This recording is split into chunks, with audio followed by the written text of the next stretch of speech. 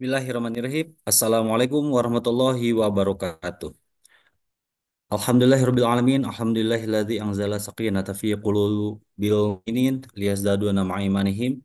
Asyhadu an la ilaha illallah wa asyhadu anna Muhammadan abduhu wa rasuluhu la nabiyya ba'dah. Allahumma sholli ala Muhammad wa ala alihi wa sahbihi wa salam. Alhamdulillah puji dan syukur kita panjatkan kepada Allah Azza wa Jalla yang telah memberikan kepada kita semua taufik serta hidayah, memberikan nikmat iman, nikmat Islam, dan tentu saja setelah nikmat iman, nikmat Islam, Allah kurniakan nikmat kesehatan kepada kita semua. Dan berikut juga nikmat-nikmat lainnya sehingga kita masih diberikan kesempatan oleh Allah Subhanahu wa taala untuk hadir duduk bermajelis secara daring di hari ke-25 Syaban 1446 Hijriah ataupun juga bertepatan tanggal 24 Februari 2025. Alhamdulillah, Allah Subhanahu wa taala mengizinkan kita kembali untuk bermuajahah dalam kondisi daring dan mudah-mudahan tidak mengurangi pahala kita dalam berduduk majelis. Salawat serta salam tak lupa pula kita tumpah curahkan pada uswah kita, kedua kita Nabiullah Muhammad ibni Abdullah Sallallahu Alaihi Wasallam. Berikut kepada para istri-istrinya, para keluarganya, para sahabatnya, para tabi'in, tabi'in, para ulama hingga kepada kita semua yang hadir di kajian Majelis Bumiku Mengaji. Jamaah sekalian yang semoga dimuliakan Allah Subhanahu wa taala, insya Allah untuk spesial di bulan Sya'ban dan ini merupakan insya Allah hari Senin terakhir di bulan Sya'ban di mana pertemuan keempat kajian spesial bulan Ramadan, pengantar bulan Ramadan yang disampaikan oleh Ustazuna Ali Hasan Bawazir Hafidhullah Ta'ala. Dan yang biasanya hari Senin itu adalah kajian, merupakan kajian sirah Nabi SAW, namun atas saran dari jemaah, kemudian juga dari pengurus, dan kami telah berdiskusi dengan Ustazuna Ali Hasan Bawadir Hafizullah Ta'ala, bahwa untuk selama bulan Syaban, eh, kami menyelenggarakan kajian ini dengan tema seputar Ramadan sebagai bentuk bekal ataupun juga reminder ataupun juga refresh untuk materi-materi bulan Ramadan. Dan Alhamdulillah Ustazuna Ali Hasan Bawazir Hafidhullah Ta'ala untuk pertemuan pada malam hari ini beliau akan menyampaikan tema tentang doa dan adab-adab berdoa begitu. Dan jemaah sekalian, sekali lagi kami eh, ucapkan ahlan wa sahlan kepada seluruh jamaah yang hadir pada kajian malam hari ini. Semoga Allah Subhanahu wa taala senantiasa memberikan keberkahan kepada kita semua untuk menimba ilmu 1 jam ke depan. Sebelum kajian dimulai, kami ingin sampaikan terlebih dahulu terkait dengan tata tertib ataupun juga adab-adab bermajelis di Bumiku Mengaji. Jemaah sekalian, marilah kita jadikan kajian online ini sebagai sarana thalabul ilmi dengan meluruskan niat kita dengan niat yang tulus, niat yang ikhlas, mengikat ilmu ini dengan tulisan, kemudian juga senantiasa menutup aurat, menjaga adab majelis yang mulia sesuai dengan syariah Islam. Berikutnya, jemaah kami himbau untuk menggunakan nama asli sebagai sarana silaturahmi dan sebagai sarana salah satu upaya atau ikhtiar agar dari hal-hal yang tidak diinginkan seperti yang pernah terjadi beberapa tahun yang lalu. Kami sempat dihack, kemudian ada hal yang tidak senonoh yang mencederai kehusuan dalam bertolabul ilmi. Oleh karenanya kami sampaikan kembali, mohon bagi jamaah yang hadir di kajian online Bumiku Mengaji agar senantiasa menggunakan nama asli, tidak menggunakan nama gadget, perangkat, kelas, ataupun lainnya. Selanjutnya untuk nanti di sesi kedua, insya Allah jika waktu memadai, kemudian juga waktunya memungkinkan, kemudian juga kesediaan Ustazuna Ali Hasan Bawazir dalam menerima pertanyaan dan menjawab pertanyaan, kami akan persilakan kepada jamaah yang ingin bertanya melalui chat box di Zoom meeting ini ataupun juga dapat bertanya langsung melalui tombol interaktif atau tombol mic yang dapat diaktifkan guna menyampaikan pertanyaan secara interaktif. Jadi jemaah sekalian, rahimani rahimakumullah, untuk informasi pekan depan yang insya Allah pekan depan sudah memasuki waktu bulan Ramadan untuk kajian bersama Buku Mengaji. Kami akan informasikan berikutnya. Untuk informasi selanjutnya akan kami diskusikan terlebih dahulu dengan para asatiz terkait dengan kesediaan waktu, hari, ataupun juga jam penyelenggaraan kajian kajian Bumiku Mengaji. Dan juga insya Allah untuk pekan ini masih ada eh, satu agenda untuk kajian hari besok bersama Ustaz Faisal Mistafidullah Ta'ala. Dan untuk agenda-agenda berikutnya insya Allah akan diinformasikan melalui akun sosial media Bumiku Mengaji. Dan informasi lainnya adalah bagi jamaah yang belum eh, bergabung ke dalam grup WhatsApp Bumiku Mengaji, insya Allah oleh kami, oleh panitia akan disampaikan link untuk bergabung ke dalam grup WhatsApp Bumiku Mengaji. Alhamdulillah jemaah sekalian, rahimakumullah, di grup WhatsApp sangat bermanfaat sekali di mana insya Allah kami akan sampaikan beberapa informasi terkait dengan informasi kajian, penyelenggaraan kajian ataupun juga hal lainnya.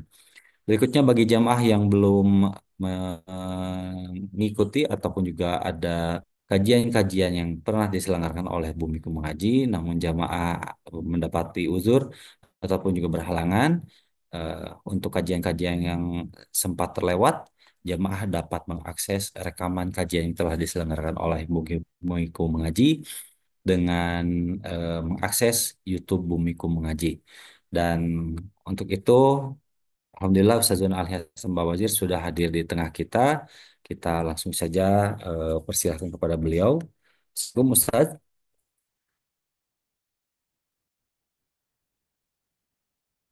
Waalaikumsalam warahmatullah. Sehat Kang Zai. Alhamdulillah baik Ustaz. Di mana Ustaz? Kaifa halukum? Semuanya? Alhamdulillah bi khair wa afiyah. Alhamdulillah afiah ya. Apakah di Jakarta hujan Ustaz?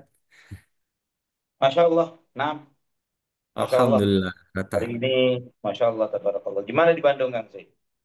Alhamdulillah hujan dari sejak pukul 13.00 Ustaz. Pada zuhur sampai sekarang masih hujan. Tapi 13.00. hujannya kecil. Iya, jam jam 1 lebih 15-an gitulah Ustaz. Sudah mulai hujan. Masya Allah. Gitu Masya Ustaz. Allah. Tapi Sampai sekarang alhamdulillah aman tidak banjir. begitu ya. Alhamdulillah nggak ada berita Iya banjir. Ustaz. Alhamdulillah tidak. Gubernur baru gimana Mungkin Kang Zai? karena hujannya kecil, tapi eh, ya sampai saat ini masih berlangsung gitu. Alhamdulillah. Alhamdulillah Kalau mudah-mudahan gubernur baru gimana? Gubernur baru di Bandung. Gubernur Jawa Barat Gubernur itu Andong lagi gimana gubernur? gimana Ustaz? Gubernur yang baru. Banyak harapan. Benar.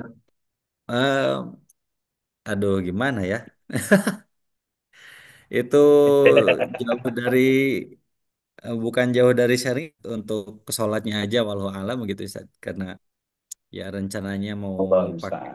ogoh-ogoh dan sebagainya gitu Allah musta'an.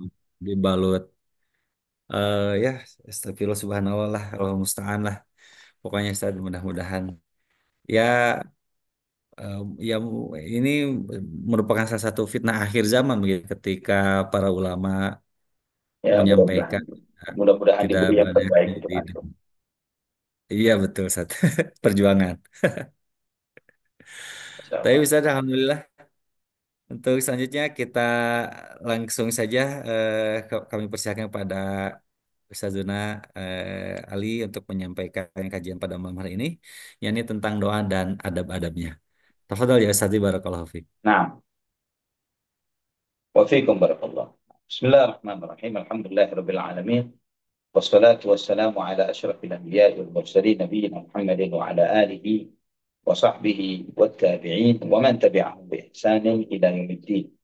قال الله جل وعلا: يا أيها الذين آمنوا اتقوا الله حق تقاته ولا تموتن إلا وأنتم مسلمون. أما بعد.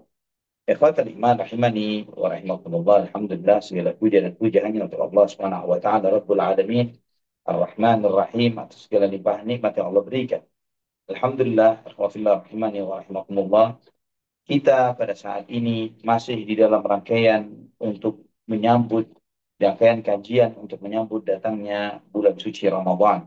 Dan kita memohon kepada Allah Subhanahu wa taala semoga Allah Subhanahu wa taala memberikan taufik, memberikan hidayahnya kepada kita agar kita termasuk di antara hamba-hambanya yang diberi keberkahan besar dengan merayakan bulan ini dengan menjalankan ibadah puasa di bulan Ramadan yang penuh dengan keberkahan. Ikhwatal iman rahimani wa rahimakumullah. Jika antum bertanya, apa korelasi atau kaitan dari pembahasan tentang puasa dan adab-adabnya dengan rangkaian dari ibadah puasa Ramadan? Mungkin itu bisa kita jawab dari rangkaian ayat-ayat tentang puasa yang antum baca di dalam surat Al-Baqarah. Jika antum membaca di dalam surat Al-Baqarah, Allah Subhanahu wa taala menyampaikan ayat-ayat puasa itu dari ayat 183 sampai ayat 187. Ya, 183 sampai 187. Di mana Allah Subhanahu wa taala menyampaikan terkait tentang hukum-hukum tentang puasa. Dan menariknya, ikhwatan iman rahimani wa rahimakumullah, di dalam rangkaian ayat-ayat ini Allah Subhanahu wa taala menyebutkan di ayat yang ke-186 ketika menyampaikan tentang rangkaian ayat-ayat puasa, wa idza sa'alaka ibadi anni fa inni qarib ujibu da'watad da'i idza da'ani falyastajibu li wal yu'minu bi la'allahum yarshudun. Allah Subhanahu wa taala menyampaikan di dalam rangkaian ayat-ayat tentang puasa ini, dan jika hambaku bertanya kepadamu tentang aku, maka sesungguhnya aku dekat. Aku mengabulkan permohonan orang meminta tatkala dia meminta kepada. Maka hendaklah dia menyambut seruanku, beriman kepadaku agar mereka mendapatkan petunjuk. Nah, subhanallah, di sini kita melihat korelasi yang sangat kuat antara puasa dengan doa. Sehingga ikhwatal iman rahimani wa rahimakumullah, antum dan kita semuanya bisa mengatakan bahwa bulan Ramadan adalah bulannya doa. Syahrul Ramadan juga disebut dengan syahrul doa. Bulan berdoa, banyak berdoa kepada Allah Subhanahu wa taala. Karena itulah di dalam banyak hadis-hadis sahih menyebutkan bahwa walisa ini da'watun mustajabah wa dzalika kullu lailah. Dan orang yang berpuasa itu ada doa mustajab bagi mereka tiap malam. Tiap malam di dalam bulan Ramadan, tiap hari dalam bulan Ramadan mereka mendapatkan doa mustajab. Dan terkait dengan waktu mustajab bagi orang yang berpuasa, itu ada beberapa riwayat yang menyebutkan yang pertama adalah ketika mereka berpuasa.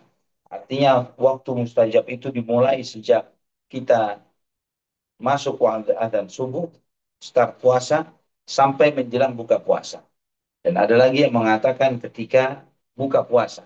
Di saat itu ketika turunnya rahmat Allah Subhanahu wa taala, ketika kita menghadapi rahmat Allah yaitu buka puasa kita, itu juga di saat yang mustajab bagi kita untuk berdoa dan memohon kepada Allah Subhanahu wa taala. Karena doa ketika di hadapan rahmat Allah yang sedang dihidangkan dan disajikan itu adalah di antara doa yang mustajab.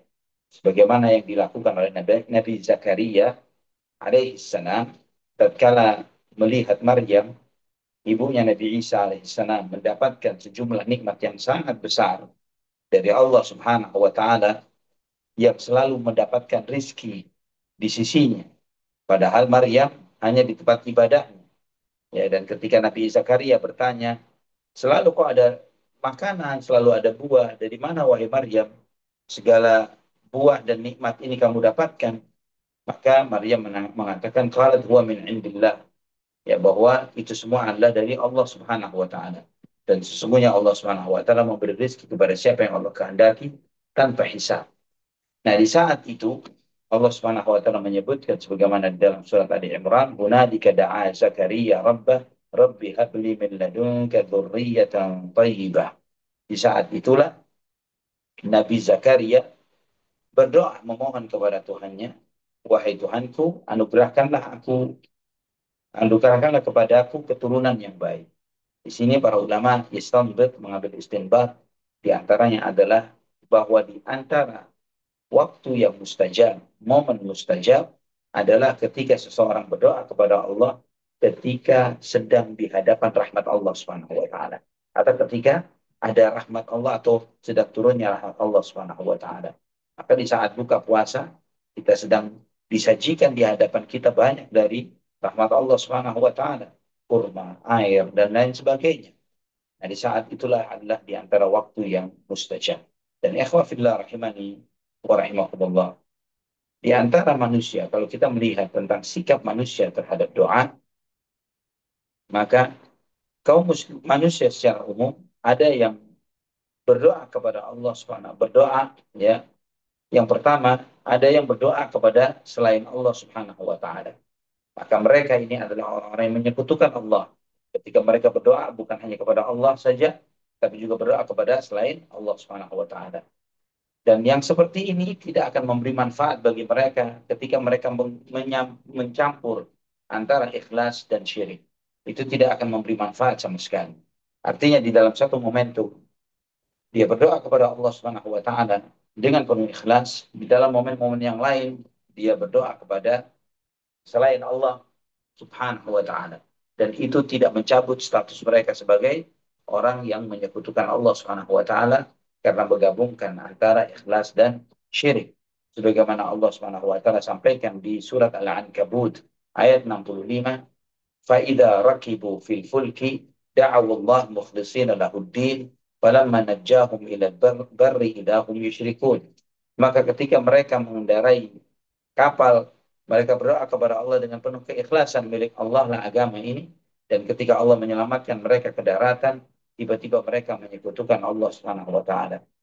Ya, dan ikhwatan iman rahimani wa rahimakumullah, sebagian orang ya walaupun ini tidak serupa secara mutlak adalah sebagian muslim yang ingat Allah Subhanahu wa taala di saat susah, ya mereka ingat Allah Subhanahu wa taala, namun ketika mereka senang mereka lalai dan lupa dari Allah Subhanahu wa taala. Sedangkan hal yang seperti itu tidaklah layak seorang muslim ikhwafillah rahimani wa rahimakumullah. Mereka berusaha untuk selalu mengingat Allah Subhanahu wa taala di dalam setiap kondisi. Sebagaimana Nabi sallallahu alaihi wasallam bersabda dalam hadis yang diriwayatkan Imam At-Tirmidzi dan dihasankan oleh Syekh Al-Albani rahimahullah, "Man sarrahu an yastajib Allah lahu 'inda syada'id wal kurab falyukthir ad-du'a fi ar-rakha."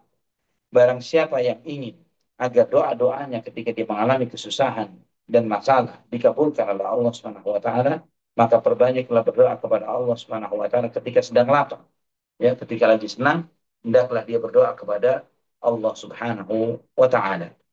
Ikhwatal iman rahimani wa rahimakumullah, di antara di antara manusia ada yang ketika Allah Subhanahu wa taala ketika anugerahkan kepada mereka nikmat kelapangan rezeki dan yang lain sebagainya, mereka tidak bersyukur kepada Allah Subhanahu wa taala. Bahkan mereka melampaui batas, bahkan mereka menyombongkan dirinya dengan nikmat-nikmat tersebut. Allah berfirman di dalam surat Ghafir ayat 60, "Wa qala rabbukum ud'uni astajib lakum. Innal ladzina yastakbiruna an ibadati sayadkhuluna jahannama dakhirin." Dan Tuhanmu berfirman, "Mintalah kepadaku, saya aku akan kabulkan. Sesungguhnya orang-orang yang sombong dari beribadah kepada aku, mereka akan masuk ke dalam neraka jahanam dalam keadaan hina." Di sini Allah menyebutkan bahwa doa itu adalah bagian dari ibadah. Maka ketika Allah menyampaikan ud'uni astajib lakum, berdoalah kepadaku, aku akan kabulkan. Dan kemudian Allah menyampaikan innal ladzina yastakbiruna an ibadat, sesungguhnya orang-orang yang sombong dari beribadah kepada aku. Allah menegaskan bahwa doa wal ibadah. Bahwa doa itu adalah ibadah.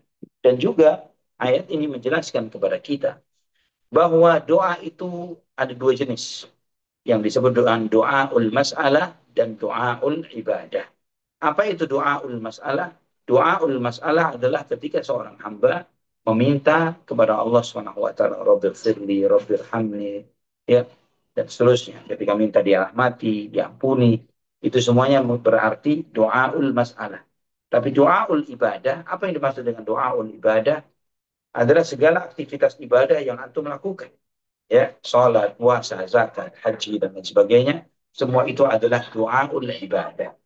Kenapa ibadah disebut doa?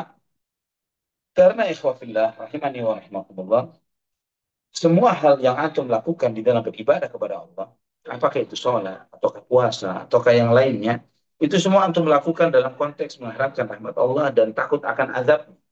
Dan itu adalah hikmah di balik semua ibadah. Mengharap rahmat Allah dan menghindar dari azab Allah Subhanahu wa taala. Dan yang ketiga, ikhwatal iman, adalah orang-orang mukmin yang mereka tahu akan kedudukan dan kemuliaan Allah Subhanahu wa taala. Mereka meyakini bahwa tidak akan ada kebahagiaan dan keselamatan dunia dan akhirat kecuali datangnya dari Allah Subhanahu wa taala. Allah Subhanahu wa taala memuji golongan yang ketiga ini, yang ketika mereka itu selalu berdoa dan memohon kepada Allah fis sarra'i wad dharra, di saat lapang dan di saat susah, mereka terus meminta kepada Allah Subhanahu wa taala. Mereka ini senantiasa beribadah kepada Allah Subhanahu wa taala. Sebagaimana Allah sampaikan tentang ciri-ciri mereka, ciri-ciri para nabi dan para rasul di surat Al-Anbiya ayat 90, innahum kanu yusari'una fil khairati wa yad'unana raghaban wa rahaban wa kanu lana khashi'in. Sesungguhnya mereka berlomba-lomba di dalam berbuat kebaikan, ya, dan mereka beribadah kepada kami dengan penuh harap dan takut, dan mereka tunduk kepada kami. Ikhwatal iman rahimani wa rahimakumullah, kita melihat bahwa doa itu hal yang sangat mulia dan sangat dicintai oleh Allah Subhanahu wa taala. Sehingga sampai Nabi Shallallahu alaihi wasallam menegaskan dalam hadisnya yang sahih, ya, Al-Albani rahimahullah menyebutkan haditsun hasanun gharib. Disahihkan oleh Al-Albani dalam Sahih At-Tirmidzi bahwa Nabi Shallallahu alaihi wasallam bersabda, "Laisa syai'un akrama 'ala Allahi min ad-du'a." Tidak ada sesuatu pun yang lebih mulia bagi Allah Subhanahu wa taala ketimbang doa. Doa itu sesuatu yang sangat mulia bagi Allah Subhanahu wa taala. Juga Nabi kita Muhammad sallallahu alaihi wasallam yang menegaskan, la yaruddul qada'a illa doa. Tidak ada yang bisa menolak takdir kecuali doa. Apa maksudnya menolak takdir? Bahwa ikhwatan iman rahimani wa rahimakumullah, kita tidak pernah tahu takdir apa yang telah ditetapkan oleh Allah Subhanahu wa taala untuk diri kita. Kita tidak pernah tahu. Sama sekali kita tidak tahu akan takdir Allah Subhanahu wa taala. Namun ketika seorang hamba berdoa, memohon, meminta kepada Allah Subhanahu wa taala, maka itu di antara sebab besar Allah Subhanahu wa taala memudahkan dia di dalam banyak hal yang menjadi masalah-masalah hidupnya. Dia diberi solusi terhadap masalah-masalahnya. Dari sakit menuju sehat, dari miskin menuju kaya, dan seterusnya. Yang ini semuanya adalah perubahan takdir bagi yang bersangkutan, tapi tidak bagi Allah Subhanahu wa taala. Bagi kita, ketika kita dari sakit jadi sembuh, ya, dari miskin jadi kaya, dari susah jadi lapang, kita mengatakan alhamdulillah takdirku berubah, ya. Tapi antum sadari bahwa kita katakan takdir itu berubah adalah karena kita tidak tahu apa yang bakal terjadi. Tapi bagi Allah Subhanahu wa taala tidak ada perubahan di dalam takdirnya. Karena semua yang berubah pun telah tercatat di sisi Allah Rabbul Alamin. Kemudian ikhwatal iman rahimani wa rahimakumullah, Nabi Shallallahu alaihi wasallam mengajarkan kepada kita dalam sebagaimana dalam Jami' At-Tirmidzi dari Anas bin Malik radhiyallahu an, beliau mengajarkan alidhu biyadzal jalali wal ikram. Alidhu biyadzal jalali wal ikram. Alidhu itu artinya sering-seringlah. Sering-seringlah mengucapkan, sering-seringlah memohon, sering-seringlah meminta dengan mengucapkan ya dzal jalali wal ikram, ya dzal jalali wal ikram, ya dzal jalali wal ikram. Syekh Abdurrahman bin Nasir As-Sa'di rahimahullah ketika menjelaskan hadis ini, beliau menyampaikan bahwa ya dzal jalali wal ikram, wahai yang memiliki keagungan, ya, kebesaran dan memuliakan Allah Subhanahu wa taala. Kalimat ya dzal jalali wal ikram itu adalah menyebut sebagian dari sifat Allah Subhanahu wa taala, yaitu dzul jalal dan al ikram, yang memiliki keagungan dan kebesaran, dan Allah Subhanahu wa taala yang memuliakan hambanya. Tidak ada doa yang diucapkan di balik kalimat ya dzal jalali wal ikram. Hanya begitu saja, ya dzal jalali wal ikram. Ya dzal jalali wal ikram. Ya dzal jalali wal ikram. Apakah itu berarti dia seperti seseorang yang membaca Ya Rahman, Ya Rahman, Ya Rahman sekian kali? Jelas kalau Syekh Sa'di rahimahullah tidak seperti itu.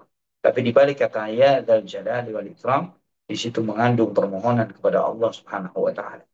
Yang mengandung permintaan, wahai yang memiliki keagungan dan kebesaran, wahai yang memuliakan hambanya, berikanlah kemuliaan kepada, ya berikanlah kemuliaan kepada dunia dan akhirat.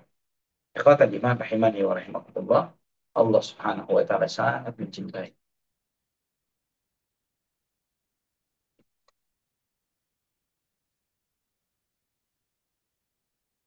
Ikhwan fillah rahimani wa rahimakumullah.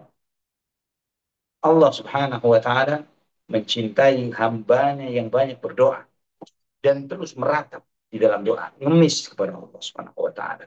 Allah sangat mencintai hamba yang seperti itu. Hamba yang curhat habis kepada Allah Subhanahu wa taala. Kedekatan kita kepada Allah ikhwan fillah di luar nalar, di luar apa yang bisa kita bayangkan. Karena Allah itu maha dekat. Fa inni qarib. Aku dekat. Ujibu da'wat da'i idza da'an. Aku mengabulkan permintaan hambaku. Orang yang meminta ketika dia minta kepada. Dialah al-zahir wal batin. Zahir yang maha tinggi. Allahumma anta zahir. Falaysa fawqaka syai'. Ya Allah, engkau maha tinggi. Tidak ada yang lebih tinggi darimu. Wa anta al-batin. Falaysa dunaka syai'. Engkau maha dekat. Ya Allah, tidak ada yang lebih dekat kepadamu. Tidak ada yang lebih dekat kepadaku melebihimu. Nah, di sini menunjukkan kepada kita ya, Allah sangat dekat. Dan kita harus merasakan itu. Dengan Allah maha tinggi di atas arsnya, dan juga Allah subhanahu wa ta'ala maha dekat dengan kita. Dan ikhwan fillah rahimani wa rahimakumullah, ini menanamkan kepada kita kedekatan yang tinggi antara kita dengan Allah subhanahu wa ta'ala melahirkan sifat muraqabah, melahirkan sifat cinta, melahirkan sifat kerinduan, melahirkan sifat ketergantungan, tawakal yang tinggi kepada Allah. Bahwa setiap gerak-gerik kita, setiap hembusan nafas kita, setiap masalah-masalah kita, Allah melihat, Allah tahu. Di saat itu antum terus membisikkan di dalam hati, di dalam relung hati antum, di dalam zikir-zikir, ucapan-ucapan bibir kita. Ya Dzal Jalali wal Ikram, Ya Rahman, Irhamni, Ya Allah. Allah mghfirli dzunubi. Dan yang semisalnya, dan juga untuk boleh silahkan curhat kepada Allah Subhanahu wa taala. Antum mengeluhkan permasalahan antum kepada Allah Subhanahu wa taala itu adalah mengeluh, curhat kepada yang tepat, ya. Belum lama ini ana mewawancarai salah seorang ikhwan yang punya podcast yang agak unik, ya. Podcastnya namanya Anda Curhat, yang kalau disingkat menjadi Ancur, ya. Anda Curhat. Dan kemudian mereka menyampaikan bagaimana proses mereka ini hafizahumullah, yang kemudian dari omongan yang iseng saja di salah satu podcast mereka yang mengatakan, "Eh, asik juga ya kalau kita ini curhat bareng di Mekah gitu ya, di Ka'bah, di Masjidil Haram gitu." Ternyata itu didengar, ya, oleh podcast itu didengar oleh salah seorang travel, dan akhirnya menyelenggarakan untuk mereka keberangkatan dengan podcast tersebut dengan beberapa pemirsa mereka, dengan menyampaikan ini adalah curhat yang sejatinya, ya. Ini benar-benar curhat yang benar, yaitu langsung kepada Allah Subhanahu wa taala di Masjidil Haram. Subhanallah. Ikhwatan ini. Dalam salah satu syairnya seorang penyair mengatakan, la tas'alanna bunayya Adam hajatan wasadul ladzi abwabuhu la tuhjabu. Allahu yaghdabu in tarakta su'alahu wa bunayya Adam hina yus'alu yaghdabu. Jangan sekali-kali kamu meminta hajat dan keperluanmu kepada anak manusia. Mintalah kepada yang pintu-pintunya tidak pernah tertutup. Allah akan marah jika engkau tidak meminta kepadanya. Namun sebaliknya manusia, ketika kamu sering meminta kepadanya, dia akan marah. Juga ada salah seorang penyair di masa jahiliyah yang salah satu bait syairnya dia sampaikan, dan bait syair ini tergantung di Ka'bah, pernah digantungkan di Ka'bah. Wallahu laisa lahu syariku allamu ma akhfatil qulubu man yas'alun nasa yahrimuhu wasailullahi la yakhibu. dan Allah Subhanahu wa taala. Tiada sekutu bagi. Maha mengetahui apa yang disembunyikan di dalam dada. Barang siapa yang meminta kepada manusia, maka manusia tidak akan memberi. Namun orang yang meminta kepada Allah Subhanahu wa taala, dia tidak akan pernah kecewa. Ikhwatan kita. Maka kita perlu memperhatikan beberapa adab yang harus ada di dalam setiap doa yang kita panjatkan. Di antara adab yang paling mendasar yang harus ada yang pertama adalah ikhlas. Ikhlas di dalam doa. Karena antum tahu bahwa doa itu ibadah. Dan ibadah itu tidak akan benar tanpa ikhlas. Allah menyampaikan wa ma umiru illa liya'budullaha mukhlishina lahuddin. Dan tidaklah mereka diperintah kecuali agar mereka beribadah kepada Allah dengan ikhlas, milik Allah lah ibadah ini.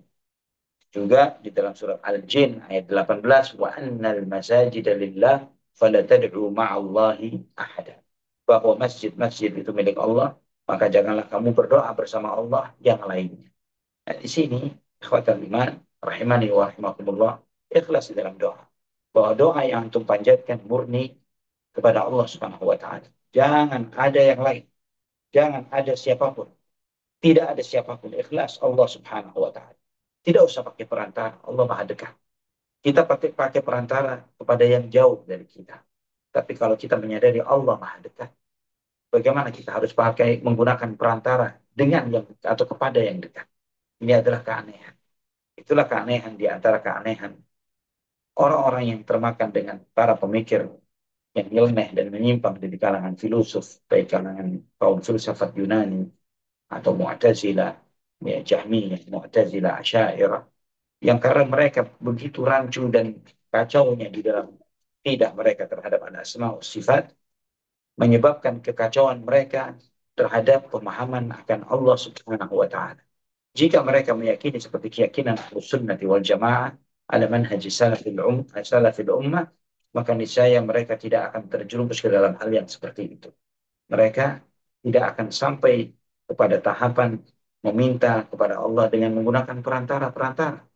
Hanya kepada pelaku-pelaku yang meminta kepada perantara. Apakah kamu yakin Allah dekat dengan? Kalau engkau yakin Allah dekat dengan engkau tidak butuh perantara.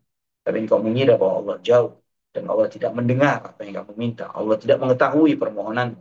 Allah tidak tergerak untuk mengabulkan permohonan. Maka karena pikiran-pikiran negatifmu terhadap Allah Subhanahu wa taala yang membuat kamu untuk menyekutukan Allah Subhanahu wa taala atau menjadikan adanya perantara-perantara menuju Allah Subhanahu wa taala. Kemudian adab yang kedua, ikhwatal iman, setelah ikhlas, yaitu jangan tergesa-gesa untuk minta dikabulkannya doa. Karena Allah Subhanahu wa taala Maha tahu akan masalah hamba. Ya, tidak ada doa yang tidak dikabulkan. Semua doa dikabulkan. Ya, karena Allah bisa memberinya sekarang pada saat itu juga, atau Allah palingkan dia dari musibah yang bakal terjadi pada dirinya, atau Allah Subhanahu wa taala sisakan untuknya apa yang dia minta nanti untuknya nanti di akhir, sebagaimana itu disampaikan oleh Nabi kita Muhammad bin Abdullah sallallahu alaihi wasallam. Maka oleh karena itulah Nabi sallallahu alaihi wasallam melarang kita untuk tergesa-gesa mengharapkan terkabulnya doa. Sebagaimana dalam hadis Bukhari dan Muslim dari hadis Abu Hurairah radhiyallahu an, Nabi sallallahu alaihi wasallam bersabda, "Yustajabu li ahadikum ma lam ya'jal, yaqulu da'awtu falam yustajab li." Akan senantiasa dikabulkan doa salah seorang di antara kalian selama dia tidak tergesa-gesa. Ya, misalnya tergesa-gesa itu dengan mengatakan, aku sudah doa tapi nggak dikabulkan. Itu bentuk ketergesa-gesaan. Jangan pernah berkata seperti itu. Jangan pernah mengatakan, Anda sudah doa tapi kenapa kok nggak dikabul-kabulkan ya? Jangan ada ucapan seperti itu. Allah Maha tahu masalah antum, masalah anak, masalah kita semuanya. Jadi ikhwafillah rahimani wa rahimakumullah, sebagaimana permintaan yang diajukan oleh sebagian kita terhadap sebagian kita. Anak-anak antum minta kepada antum sesuatu. Apakah ketika antum menyadari bahwa saat itu belum layak untuknya dan kemudian antum akan memberikan kepadanya, antum tahu bahwa ada beberapa permintaan dari sebagian anak-anak kita yang belum waktunya. Bukan berarti kita tidak mau memberi, tapi belum waktunya. Padahal itu menurut hemat kemaslahatan kita yang sangat minim dan terbatas. Hemat kemaslahatan berdasarkan pengetahuan kita yang sangat minim dan terbatas. Bagaimana dengan Allah wallahil masalul a'la? Allah Subhanahu wa taala yang memiliki perumpamaan yang maha agung dan maha tinggi.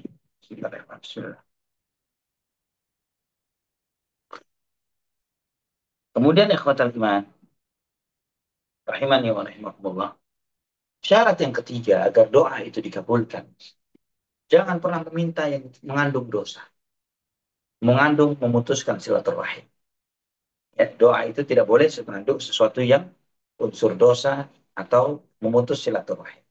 Sebagaimana dalam Sahih Muslim dari hadis Abu Hurairah, Nabi Shallallahu Alaihi Wasallam bersabda, لا يزال يستجاب للعبد ما لم يدعو بإثم أو قطيعة رحم.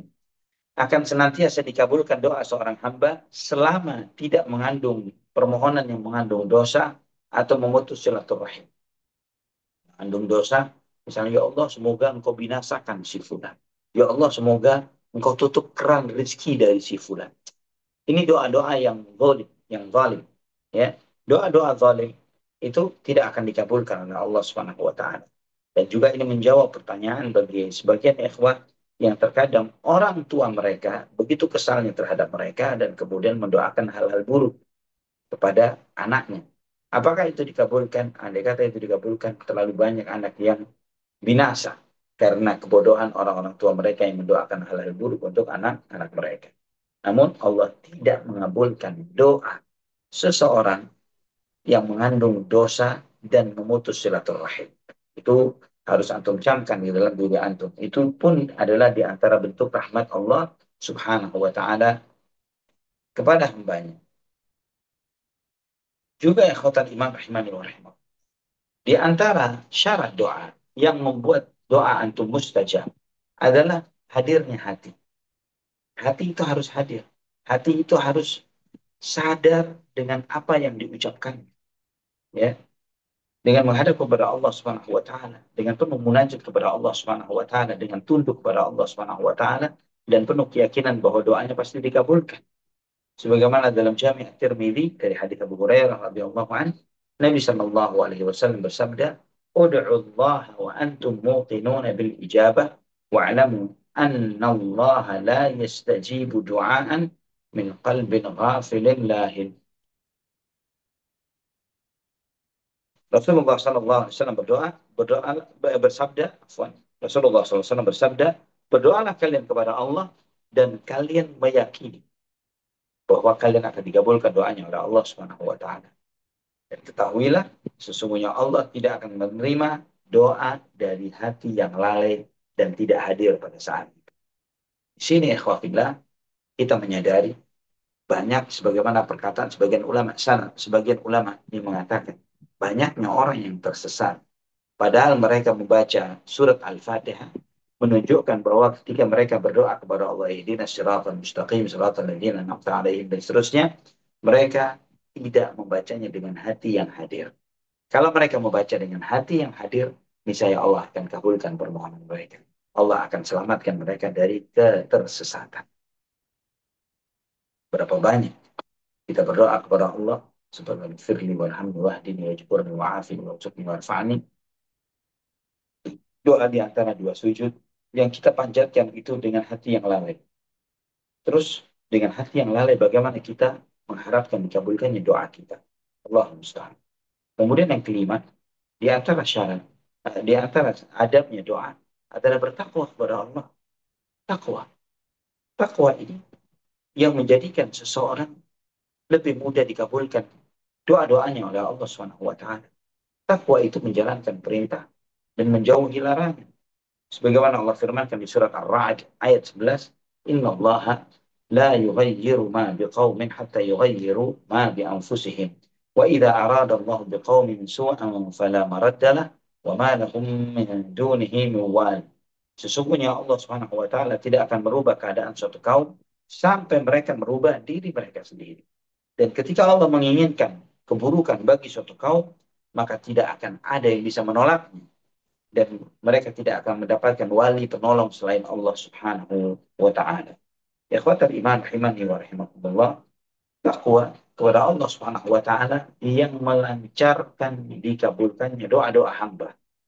Ya, perubahan ini, perubahan dari kondisi nikmat kepada kondisi adab, bahwa nasib seseorang itu ketika dia banyak berbuat maksiat, mereka lah yang merubah status mereka dari hadapan Allah Subhanahu wa taala yang harusnya berhak dan layak untuk dirahmati, diberi nikmat dan dikabulkan doa-doanya, namun malah mereka tidak mendapatkan itu semua. Ikhwafillah, sebagian a'immatus salaf, ulama salaf mengatakan, la tastabti'il ijabata wa qad sadatta tariqaha bil ma'asi. Jangan kamu menganggap begitu lamanya dikabulkannya doa. Sedangkan kamu sendiri menutup pintu dikabulkannya doa itu dengan maksiat yang kamu lakukan. Dalam salah satu bait syair seorang alim mengatakan, nahnu nad'u ilaha fi kulli karbin thumma nansahu 'inda kashfil kurubi kaifa narju ijabatan bidu'ain qad sadatna tariqaha bidzunubi. Kita selalu meminta kepada Allah di dalam setiap kesusahan. Kemudian kita melupakannya ketika kesusahan itu disingkap oleh Allah Subhanahu wa taala. Bagaimana kamu mengharapkan dikabulkannya doa, sedangkan kita, atau bagaimana kita mengharapkan dikabulkannya doa, sedangkan kita telah menutup pintu dikabulkannya doa itu dengan dosa-dosa. Ikhwatal iman rahimah. Kemudian yang keenam, di antara adab yang perlu diperhatikan di dalam doa, hendaklah menyadari bahwa faktor terbesar yang mencegah dikabulkannya doa adalah makan yang haram. Karena inilah yang seringkali tidak diperhatikan. Sebagaimana Nabi SAW sampaikan, la ya'tiyanna 'ala nasi zamanun la yubali al-mar'u bima akhadha al-mala amin halalin amin haram. Akan datang waktunya bagi manusia yang mereka sudah tidak lagi peduli dari mana sumber harta yang mereka peroleh, apakah dari yang halal atau dari yang haram. Ya, ikhwatal iman rahimani wa rahimakumullah. Mengambil harta orang lain dengan cara yang zalim, ya, dan dengan cara menipu, mengakali, ya, merasa dirinya mengambil keberuntungan yang besar dengan cara mengakali dan menipu manusia. Ya, di antara mereka ada lagi yang enggan untuk membayarkan hak-hak karyawannya. Di antara yang lain adalah melakukan hal-hal yang diharamkan di dalam transaksi-transaksi perdagangannya.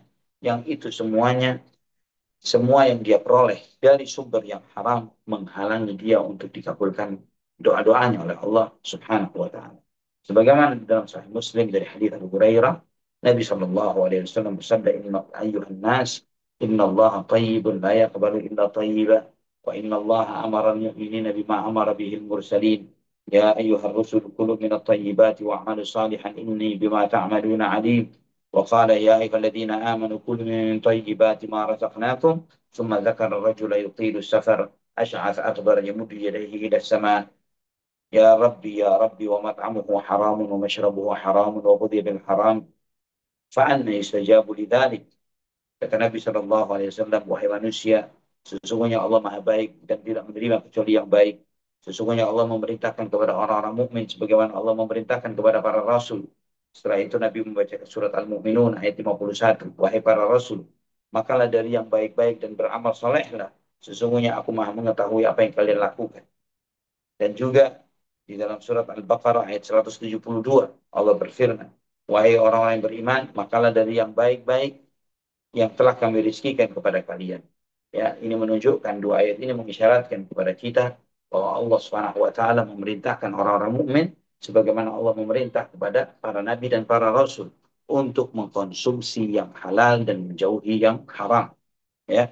Dan kemudian ikhwatal iman, setelah itu Nabi SAW menyebutkan seseorang yang melakukan perjalanan panjang, yutilus safar, asy'ad, akbar, dia lusuk, dia berdebu, ya, yamuddu yadayhi ila sama, mengangkat kedua tangannya ke langit, ya Rabbi ya Rabbi, dan dia berdoa ya Rabbi ya Rabbi, wahai Rabbku wahai Rabbku. Sedangkan Nabi SAW sampaikan tentang kondisi orang tersebut, makanannya haram, minumannya haram, pakaiannya haram, sumber pendapatannya dari yang haram, fa'anna yustajabu lidzalik. Maka bagaimana orang yang seperti itu bisa dikabulkan doanya, kata Nabi Shallallahu Alaihi Wasallam. Ini menunjukkan kepada antum, kepada kita semuanya, alhamdulillah, bahwa segala sebab-sebab mustajab yang dilakukan oleh seseorang, namun orang tersebut melakukan sesuatu yang melakukan sesuatu yang mengarahkan kepada pendapatan yang haram, maka itu menyebabkan tidak dikabulkannya doa orang tersebut. Karena orang yang safar, ini doanya mustajab. Orang yang lusuh dan berdebu karena safar, doanya mustajab. Orang ini mengangkat kedua tangannya ke langit, itu sebabnya mustajab. orang itu membaca Asmaul Husna yang sering dipakai oleh para nabi dan para rasul, ya Rabbi, ya Rabbi, itu adalah sebab mustajab. Namun itu semua yang mereka lakukan atau yang dilakukan oleh orang tersebut tanpa disertai dengan makanan, minuman, dan pakaian yang halal, maka itu akan menghalangi dia untuk dikabulkannya doa-doanya oleh Allah Subhanahu wa Ta'ala. Kemudian akhwatul iman rahimani wa rahimakumullah. Juga di antara sebab yang menghalangi seseorang untuk dikabulkannya doa adalah tidak nahi munkar atau tidak amar ma'ruf dan nahi munkar. Ya, sebagaimana hadis At-Tirmidzi dari hadis Hudzaifah bin Yaman radhiyallahu an, Nabi sallallahu alaihi wasallam bersabda, "Walladzi nafsi biyadihi la ta'murunna bil ma'ruf wa la tanhawunna 'anil munkari aw la yushikanna Allah an yab'atha 'alaikum 'iqaban minhu thumma tad'unahu fala yustajabu lakum." Demi Allah yang jiwaku berada di tangannya, hendaklah kalian beramar ma'ruf dan hendaklah kalian mencegah dari yang munkar. Ya, hendaklah kalian mengajak kepada yang baik, hendaklah kalian mencegah dari yang munkar. Karena akan tiba nanti, jangan sampai, kata Nabi SAW, akan tiba Allah Subhanahu wa Ta'ala menurunkan atas kalian hukumannya. Sehingga ketika kalian berdoa, kalian tidak akan dikabulkan doanya oleh Allah Subhanahu wa Ta'ala. Kapan itu terjadi? Ketika umat Muhammad Sallallahu Alaihi Wasallam sudah tidak lagi melakukan amar ma'ruf dan nahi munkar. Ikhwatal iman rahimani wa rahimakumullah. Di antara adab yang lainnya, sebagaimana dijelaskan para ulama, dan ini yang sebutkan secara secara cepat, ya, di antaranya adalah memulai dengan memuji Allah Subhanahu wa taala, yang mengagungkan Allah Subhanahu wa taala, bersalawat kepada Rasulullah sallallahu alaihi wasallam. Ya. Kemudian meminta kepada Allah dengan permintaan yang tegas, Allah maghfirli, ya Allah ampuni aku, bukan nggak pakai insyikta, kalau engkau mau, jika engkau berkenan, nggak perlu seperti itu. Ya, mengangkat kedua tangan ke langit, ke atas, ya, berdoa dengan menghadap ke kiblat, berada dalam keadaan suci, dalam kondisi mengakui dosa-dosa yang pernah dilakukan dan nikmat-nikmat yang Allah berikan kepadanya, menunjukkan kefakiran yang sangat butuh kepada Allah Subhanahu wa taala, rendah diri yang sangat besar di hadapan Allah Subhanahu wa taala. Ya, dan juga doa yang dia panjatkan tidak melampaui batas. Nah, ini semuanya adalah doa-doa yang sangat panjang, adab-adabnya yang telah dijelaskan di dalam riwayat-riwayat yang sahih dari Nabi Shallallahu Alaihi Wasallam. Di samping juga perlu memperhatikan kondisi atau keadaan di waktu-waktu yang mustajab, seperti ketika sujud, antara adzan dan iqamah, doa di pertengahan malam, doa di sore hari, di hari Jumat, ketika turunnya hujan, ketika sedang menghadapi buka puasa, ketika malam Lailatul Qadar, ketika hari Arafah, ketika di akhir sholat 5 waktu, ya, ketika antara adzan dan iqamah, ya, ketika kaum muslimin sedang berbaris di dalam saf peperangannya berjihad melawan orang-orang kafir, ketika bangun di tengah malam, ya, dengan dan doa-doa yang diriwayatkan oleh Nabi Shallallahu Alaihi Wasallam, yang semua hal ini diuraikan dengan sangat detail di dalam sunnah Nabi kita Muhammad bin Abdullah Shallallahu Alaihi Wasallam. Juga Nabi Shallallahu Alaihi Wasallam menyampaikan tentang individu-individu tertentu yang doanya mustajab. Di antaranya adalah doa seseorang untuk saudaranya yang tidak mengetahui kalau dia sedang didoakan. Antum mendoakan saudara antum yang lainnya dan tidak perlu cerita-cerita kepada siapapun kalau antum sudah mendoakan. Doanya musafir, doanya orang yang berpuasa, doanya orang yang terzalimi, doanya imam yang adil, doanya anak yang saleh, ya, doa yang bangun, doa seseorang yang bangun di tengah malam ketika membaca doa yang maksur yang terdapat riwayatnya dari Nabi Shallallahu Alaihi Wasallam. Ikhwatan iman rahimani wa rahimakumullah, sebagaimana sabda Nabi Shallallahu Alaihi Wasallam terkait dengan doanya orang yang terzalim. Nabi bersabda, "Da'watul madlumi tuhmalu 'alal ghamami wa tufattahu laha abwabus samawati wa yaqulu Rabbu 'azza wa jalla wa 'izzati la ansurannaka walau ba'da hin." Doa orang terzalim akan dibawa ke awan, dibawa naik ke atas, dimintakan pintu-pintu langit untuk mengantarkan doa tersebut. Dan Allah berfirman, demi kemuliaanku pasti aku akan membelamu walau aku tunda untuk itu. Ikhwatan iman rahimani wa rahimakumullah. Juga antum perhatikan di dalam sunnah Nabi Sallallahu Alaihi Wasallam, beliau mengajarkan jawami'ud du'a, jawami'ud du'a, doa-doa yang inti, yang berisi permohonan yang sangat dahsyat, ya, yang mengandung segala kebaikan dunia dan kebaikan akhir, yang diantaranya misalnya antum membaca Rabbana atina fid dunya hasanatan wa fil akhirati hasanatan wa qina adzabannar. Wahai Tuhan kami, berikanlah kepada kami kebaikan di dunia dan kebaikan di akhirat, dan jauhkanlah kami dari azab api neraka. Ini termasuk jawami'ud doa, doa-doa yang paling inti, yang layak dan harus selalu kita minta. Seperti kita meminta kepada Allah Subhanahu wa taala, Allahumma inni as'aluka al-huda wat tuqa wal afafa wal ghina. Ya Allah, kami meminta, sesungguhnya aku meminta kepadamu petunjuk, ketakwaan, kehormatan dan harga diri dan kecukupan. Ikhwatan iman rahimani wa rahimakumullah. Juga sebagaimana Nabi Shallallahu Alaihi Wasallam mengajarkan doa yang muqallibal qulub, tsabbit qalbi ala dinik. Wahai zat yang mampu bolak-balikkan hati, tetapkanlah hatiku di atas agama. Juga Nabi Shallallahu Alaihi Wasallam mengajarkan kepada Ali bin Abi Thalib, Qul Allahumma hdini wa saddidni. Ucapkanlah, ya Allah, berilah petunjuk kepadaku dan luruskanlah aku. Juga doa Ummul Mukminin Aisyah yang diajari oleh Nabi Shallallahu Alaihi Wasallam ketika beliau bertanya, ketika aku ketemu Lailatul Qadar, apa yang semestinya aku baca? Nabi Shallallahu Alaihi Wasallam menyampaikan kepada Ummul Mukminin Aisyah, ya Allahumma, ucapkanlah Allahumma innaka afuwun karim tuhibbul afwa fa'fu anni. Ya Allah, engkau maha maaf, engkau maha mulia, engkau mencintai sifat maaf, maka maafkanlah. Juga Nabi Shallallahu Alaihi Wasallam menyampaikan tentang di antara doa yang mengiringi doa para nabi, yang mengiringi doa doa kita itu adalah mustajab. Di antaranya doa sabda Nabi Shallallahu Alaihi Wasallam, da'watu dhinnun idh huwa fi batnil hud. Doanya Dhunnun. Dhunnun itu Nabi Yunus alaihissalam. Ketika dia berdoa kepada Allah Subhanahu wa taala sedangkan dia berada di dalam perut ikan paus. La ilaha illa anta subhanaka inni kuntu minadh dhalimin. Ya, la ilaha illa anta subhanaka inni kuntu minadh dhalimin. Kata Nabi sallallahu alaihi wasallam, fa innahu lam yad'u biha muslimun rabbahu fi syai'in qattu illa istajaba lah.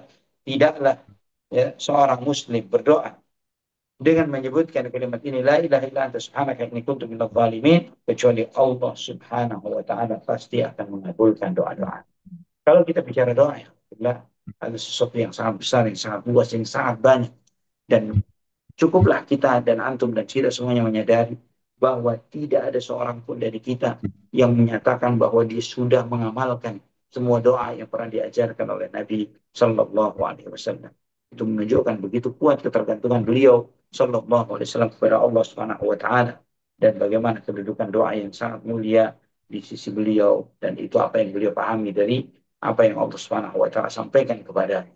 Wallahu taala ada wa alam bisawab. Sampai di sini ikhwafillah rahimani wa rahimakumullah, pembahasan kita tentang doa dan adab-adabnya. Barakallahu fiikum. Baik, wa barakallahu fiik Ustaz Zuna. Alhamdulillah, terima kasih Ustaz untuk arahannya sekaligus juga eh, apa refresh ya untuk ada berdoa yang mungkin ya sebagai manusia sering hilaf, dan tadi yang disebutkan di poin 2, kadang-kadang manusia itu sering tergesa-gesa ingin doanya itu segera dikabulkan, padahal ya mengabulkan itu eh, hak prerogatifnya Allah begitu ya. Terima kasih Ustadz atas pengingatnya. Untuk selanjutnya, Alhamdulillah kita sudah memasuki sesi 2, dan sesi 2 ini adalah sesi untuk menyampaikan pertanyaan yang insya Allah akan dijawab langsung oleh Ustaz Zona Ali. Untuk jemaah yang ingin bertanya, kami persilahkan pertanyaannya dapat disampaikan melalui chat box di Zoom meeting ini, ataupun juga dapat menyampaikan secara langsung dengan mengklik tombol raise hand pada aplikasi Zoom meeting ini, yang insya Allah nanti akan dibantu di unmute untuk mikrofonnya agar dapat bertanya langsung dengan Ustaz Zona Ali.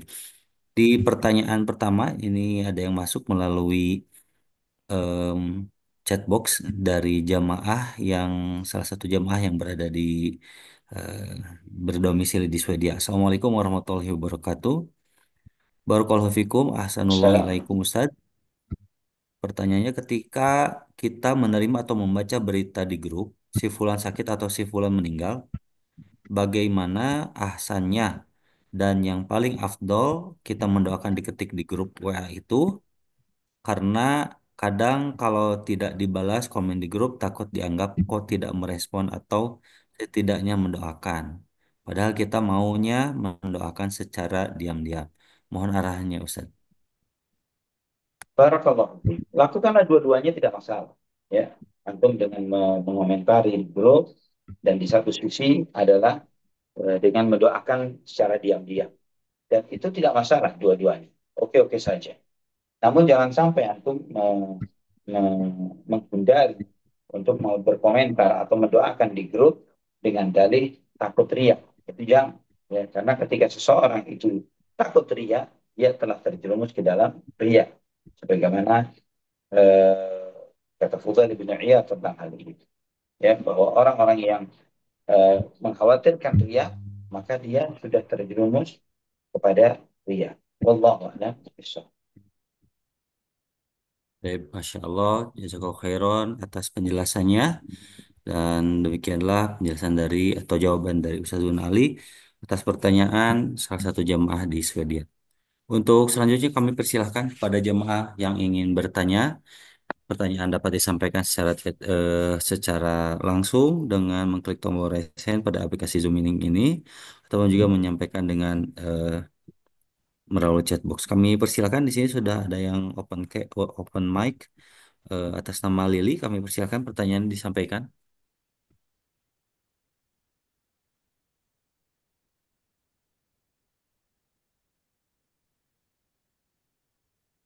Ya, kami persilahkan atas nama Lili yang sudah open mic.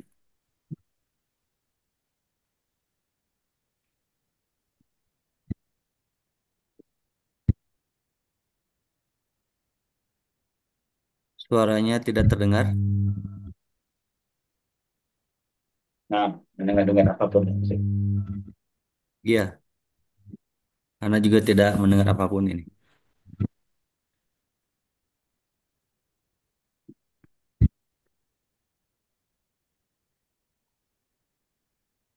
Afwan untuk Ukti Lili, kami tidak dapat mendengar suara Anda. Baik, kami hold dulu untuk atas nama Lili. Kami persilakan Umu Amr yang sudah resen.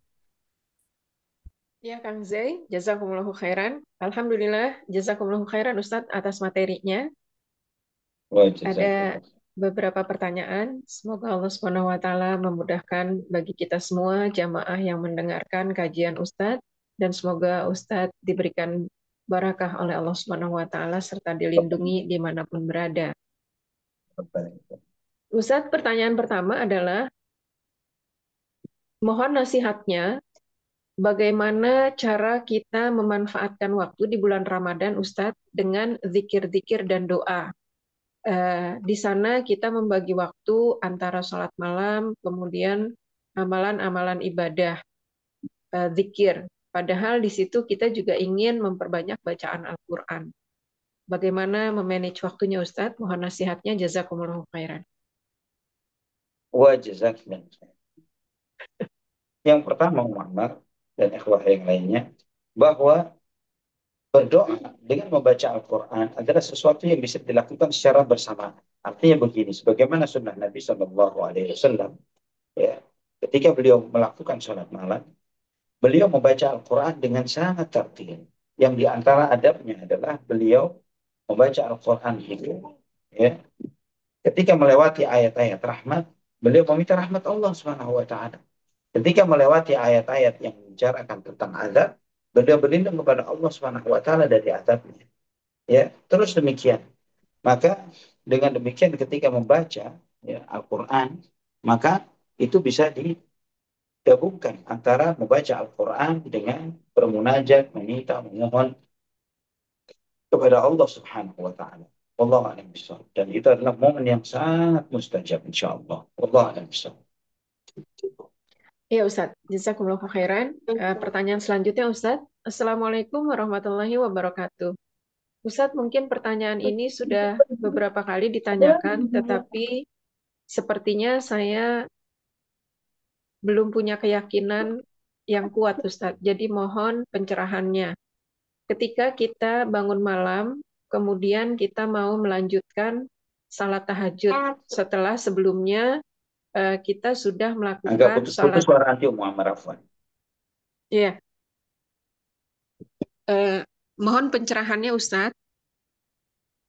Ketika kita sholat malam yang sebelumnya sudah didahului tarawih dan witir. Nah, sholat malam di Iya.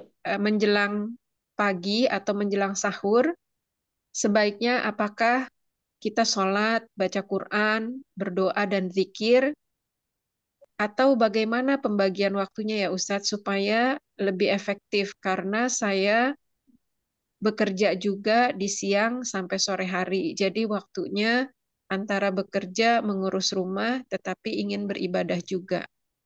Mohon nasihatnya Ustadz. Assalamualaikum warahmatullahi wabarakatuh. Masya Allah. Jadi begini, sebetulnya ibadah di dalam bulan Ramadan ini sangatlah besar, sangat banyak. Ya, jadi jangan sampai ketika kita mengejar suatu prioritas tertentu, kemudian membuat kita terlalaikan atau mengesampingkan ibadah yang lainnya. Jadi kalau misalnya terkait dengan pembagian waktu, pertama Nabi Shallallahu Alaihi Wasallam mengingatkan kepada kita semuanya agar jangan sampai memaksakan diri di dalam beribadah yang membuat kita akhirnya jenuh di dalam menjalankan ibadah. Ya, Nabi SAW mengingatkan bahwa kalian tidak akan sanggup memaksakan diri yang seperti itu. Namun Nabi SAW mengajarkan, Inna Allah la yamallu hatta tamallu. Sesungguhnya Allah tidak akan pernah jenuh dan bosan sampai kaliannya sendiri yang jenuh dan bosan. Dan dari situ kita mengambil kesempatan bahwa ibadah kepada Allah Subhanahu wa taala haruslah kita lakukan dengan cara yang tawassul, artinya tidak melampaui batas berlebihan yang membuat kita akhirnya jenuh, membuat kita bosan, membuat kita ini merasa lelah dan kemudian ada tanggung jawab yang lain yang kemudian kita kesampingkan seperti misalnya sebagai seorang ibu, sebagai seorang istri, ya, atau sebagai seorang karyawan yang kemudian dikesampingkan itu semuanya karena berharap untuk memaksimalkan ibadah tersebut. Wallahu a'lam. Ya Ustadz, jazakumullah khairan. Pertanyaan selanjutnya Ustadz. Assalamualaikum warahmatullahi wabarakatuh. Ustadz mohon nasihatnya. Ketika tadi Ustadz menjelaskan bahwa kita berdoa dan yakin ikhlas. Terkadang keikhlasan ini diselipi keinginan dunia Ustadz. Misalnya ada hal-hal yang Nah, beribadah puasa tapi terbersit ingin sehat atau ingin menjadi hamba Allah yang akhlaknya, lisannya terjaga. Apakah ini mengotori atau mengurangi pahala dari ibadah tersebut? Mohon pencerahannya Ustadz, jazakumullahu khairan. nah, kalau ibadahnya itu misalnya tadi ada terbersit ingin sehat di dalam niat dan ibadah, mungkin itu ya, mungkin itu bisa mempengaruhi niat di dalam ibadah kepada Allah Subhanahu wa taala. Tapi berbeda dengan pertanyaan yang berikutnya, bagaimana kalau ingin memiliki akhlak yang baik? Itu di antara tujuan puasa yang disebutkan oleh Nabi kita Muhammad Shallallahu Alaihi Wasallam. Maka ketika kita merealisasikan atau mengharapkan agar ibadah puasa yang kita lakukan mendapatkan kemuliaan sebagaimana yang disebutkan oleh Nabi Shallallahu Alaihi Wasallam yang menyebutkan bahwa barang siapa yang tidak meninggalkan perkataan bohong dan bertransaksi dengan kebohongan, Allah tidak butuh dengan apa yang dia tinggalkan berupa makan dan minumnya. Ini adalah sesuatu yang dianjurkan oleh Nabi Shallallahu Alaihi Wasallam bagaimana seharusnya seorang Muslim menjalankan ibadah puasa. Namun sehat, ya, adapun jika ada asumsi itu di dalam hati, itu yang harus kita maksimalkan untuk menepis dan memerangi perasaan tersebut dari dalam hati kita. Kenapa? Karena tanpa kita niatkan untuk ingin sehat, itu sudah sebagai bonus tambahan dari Allah Subhanahu Wa Taala bagi seseorang. Jangan sampai itu mencemari niat kita dan masuk ke dalam niat-niat kita ketika menjalankan ibadah puasa. Wallahu a'lam. Ya Ustadz. Pertanyaan terakhir Ustadz. Assalamualaikum warahmatullahi wabarakatuh. Ustadz, di masa lalu saya pernah berdagang dan dalam berdagang terkadang kita suka membumbu-bumbui kata-kata dari dagang tersebut yang itu sebenarnya tidak benar, walaupun niatnya tidak membohongi para pelanggan. Apakah puasa-puasa saya itu tidak sah, Ustadz, karena kebohongan yang tidak dimaksudkan untuk berbohong eh, selalu kami lakukan, Ustadz. Mohon Baik. nasihatnya, Jadi jazakumullah perlu khairan. dipahami, Wajazakumullah khairan. Perlu dipahami bahwa berbohong tidak membatalkan puasa. Berbohong tidak membatalkan puasa, tapi mengurangi dan bahkan mungkin menghilangkan pahala puasa. Jadi secara kewajiban gugurlah dia dari kewajiban itu. Namun apa yang dia dapatkan dari puasanya tidak ada. Ya, sehingga itu yang perlu dia perhatikan bahwa yang dia tidak akan mendapatkan apapun dari puasanya jika dia masih berbohong dengan itu. Tapi bukan berarti kemudian puasanya batal. Allah SWT.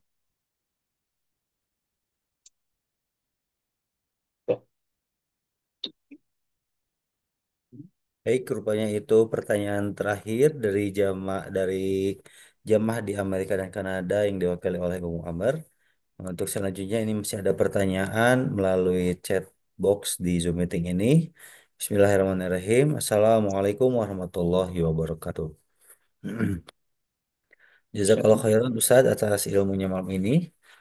Semenjak tahu dan belajar yang sesuai sunnah, kita selalu berdoa dalam sujud atau sebelum salam. Setiap habis sholat, kita tidak berdoa tapi berzikir. Masalahnya hanya jadi jarang berdoa selain ketika di waktu sholat-sholat wajib dan sholat sunnah. Apakah ini termasuk anak kepada hamba Allah yang yang kurang banyak berdoa? Tapi kalau hujan, anak berdoa. Kalau dengar azan, berdoa setelahnya. Hanya saja tidak setiap melakukan sholat. Bagaimana Ustaz, dengan hal ini? Apakah ini kurang sebagai hamba yang berdoa? Demikian Ustaz. Nah, insya Allah apa yang disampaikan kalau dia selalu berdoa kepada Allah ketika sholat, ketika subuh, ketika tasyahud, ya, dan sesekali beliau berdoa antara adzan dan iqamah, ya, itu menunjukkan bahwa insya Allah dia termasuk hamba yang berdoa dan banyak berdoa kepada Allah Subhanahu Wa Taala. Ya, perlu dipahami bahwa eh, yang dikatakan jarang berdoa itu adalah atau tidak berdoa ketika dia sama sekali tidak memohon kepada Allah Subhanahu Wa Taala, baik itu di dalam sholat atau di luar sholat. Tapi kalau dia sebagaimana disampaikan dalam sholat lima waktu, dia berdoa kepada Allah Subhanahu Wa Taala atau di dalam sebagian sholat-sholat sunnah, meminta kepada Allah Subhanahu Wa Taala, maka dia termasuk orang yang banyak berdoa dan bermunajat kepada Allah Subhanahu Wa Taala. Allah Alaihi. Baik.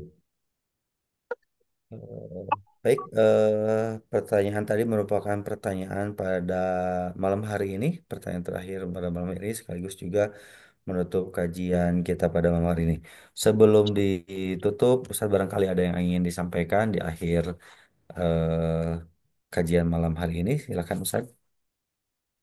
Nah, ikhwafillah rahimani wa rahimakumullah, di antara amalan besar yang sangat dianjurkan di bulan Ramadan, sehingga sangat dikaitkan antara amalan ini dengan membaca Al-Quran. Sebagaimana dalam hadis Ibnu Abbas, kan Rasulullah SAW ajwadun nas, wa kana ajwadu ma yakunu fi Ramadan. Bahwa Nabi SAW adalah manusia yang sangat dermawan. Dan beliau adalah manusia yang paling dermawan ya ketika di bulan Ramadan. Dan sesungguhnya malaikat Jibril alaihissalam turun kepada Nabi Muhammad SAW setiap malam untuk mudarasah untuk membaca Al-Quran bersama dengan Nabi Muhammad SAW.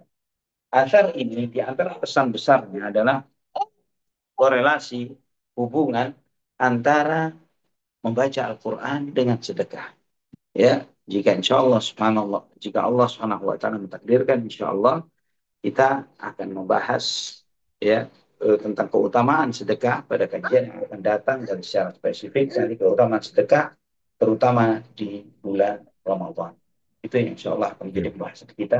Semoga Ramadan yang Allah Subhanahu wa taala takdirkan kita untuk bertemu dengannya adalah Ramadan yang penuh Amin. dengan keberkahan dari Allah Subhanahu wa taala. Amin ya rabbal alamin. Amin ya rabbal alamin. Baik. Sekolah jasa khairan Ustazuna atas kajian pada malam hari ini.